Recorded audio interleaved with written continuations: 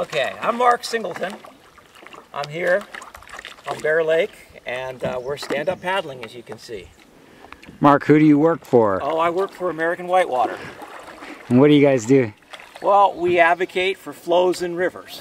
So the water that's here in Bear Lake eventually ends up going downstream, and it feeds rivers that are in the Tuckasegee system. So, you know, eventually through the west fork of the Tuck, the east fork of the Tuck, and then down to the main stem of the Tuck and into Fontana Lake and beyond.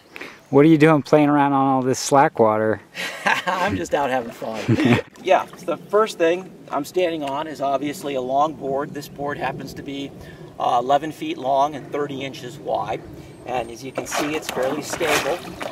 It can be tippy, but you know, on flat water like this, it's enough of a platform to stand comfortably. I use a paddle, and you can see this paddle is about 6 to 10 inches over my head. So it's a fairly long paddle, and it has a bent blade, and the business face of the blade here is canted forward so that you can take a forward stroke with it and provide some power. So with stand-up paddling, you're basically using the paddle to propel you forward. And because it's a long paddle, you can get a fair amount of force out of it.